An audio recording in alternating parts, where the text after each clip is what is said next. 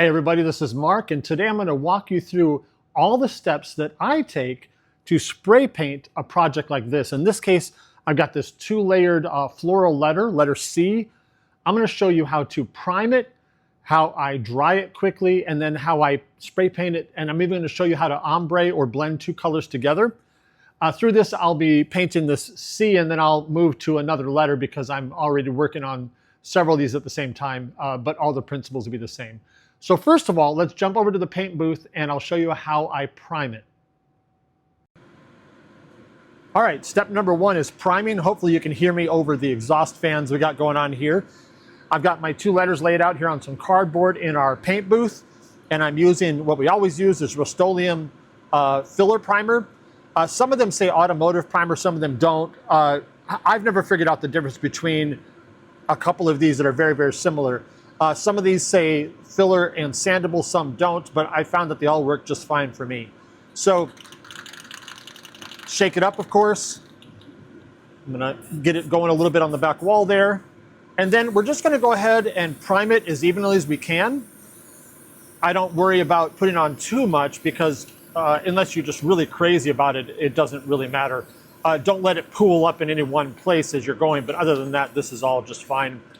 This is MDF, and so it's going to absorb the primer very quickly. I want to make sure that I get all my edges, especially because the edges are black from being lasered. And so what I'll typically do is after I spray everything from this angle, I'll take my piece of cardboard, rotate it so that I can get to the other parts as well. I'm not usually spraying around a camera in my face, so it's usually just a little bit easier for me, even though I do have really long arms. All right, so got that going. I'm gonna spin this guy around so I can see some other angles of it, like that. I'll spray the edges to make sure I get those nice and evenly covered. Especially on things like this, you've got a lot of nooks and crannies in those, nooks and crannies, what an old person phrase, inside those floral patterns there. So make sure I try to get all that if I can. All right, I'm gonna call that one done. Again, normally I would probably spend a little more time on the edges, but working around the camera is less than ideal. Get at the edges of this guy. All right, spin it around.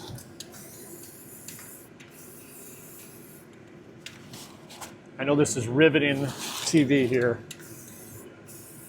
All right, got that all nice and covered, I think. I'm gonna take it over and set it in front of the heater to get it to dry quickly. So I think what I'm gonna do is I'm gonna do the top layer in this right here, which is of course Montana 94, and this one is called Bonsai Green. I'm gonna do the top in that, and then I think I'll fade the back piece up from this solar orange to this bone white. So of course, first of all, you want to make sure that you shake everything well. I'm going to spray just a little bit on the back wall here of my paint booth to get it going.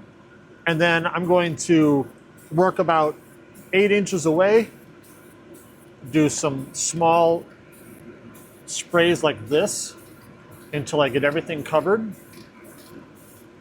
Be careful not to overspray, meaning to make it too heavy. And of course, since this is MDF, the priming is a huge part of the success here. So I'll work all the way around. Then I'm going to take my piece of cardboard and rotate this whole thing if I can. I may not be able to do this really well for the camera, but that way I can get up the sides of the letter here as well. Make sure I get all the parts. And then I'm going to take it back over to the heater and let it dry out for about 15 minutes. And then I'll come back and hit it again to get into the parts I might have missed.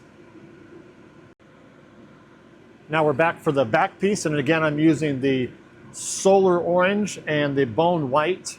Whenever you use the lighter pigments, especially something close to white, you tend to have to do a little bit more, a few more coats on it. Doesn't cover quite as well in a first coat, so we'll see how this goes. So what I do first is I'll generally start with from the bottom, especially if I'm using a darker color, and I'll paint up past the halfway point, and then I'll come down with the other color to that one. So let me show you what I mean. Hopefully I didn't make a mistake choosing this color because I'm running quite low on this can. Let me see if I've actually got another one. I do not. So this will be fun. We'll see how this goes. Hopefully I won't run out.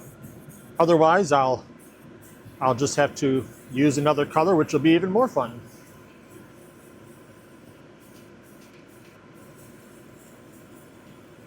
Yep, this is running really low. It's gonna be fun.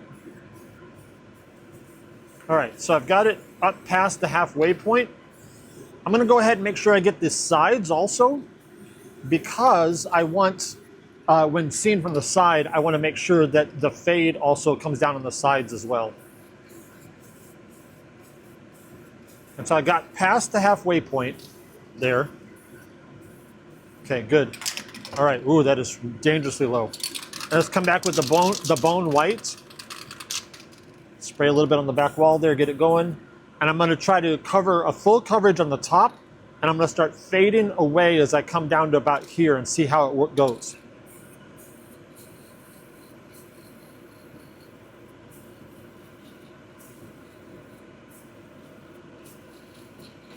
And I'm just moving further away from the material as I get up into the air here. And I'm not trying to be perfect because I'm able to come back again with the orange when I come back up.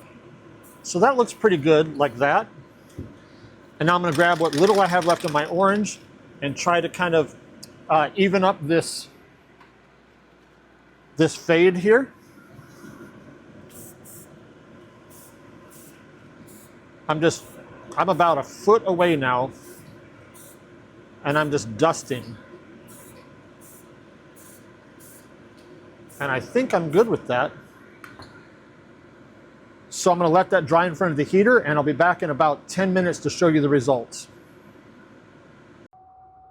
I'm gonna show you the heater setup I have here. It's just a simple, I think it's an infrared heater that I got off of Amazon. I've got several of these, and it's called, the brand is Heat Storm. Works really well. And I just have them sitting in front of the heater here, and within 5 minutes, probably they'll be touchable, and within about 15, they'll be almost completely dry. So we'll come back and check this in just a minute. All right, it's been definitely less than 10 minutes, and we are almost completely dry. Definitely dry enough for me to touch. And so you can see that if I lay these together, they're gonna look pretty great. Back up so you can see it. And I think that result is gonna look pretty fantastic on the wall. So what I might do is I might hit this top layer with just maybe one more coat of the green just to make sure that it's all nice and evenly distributed.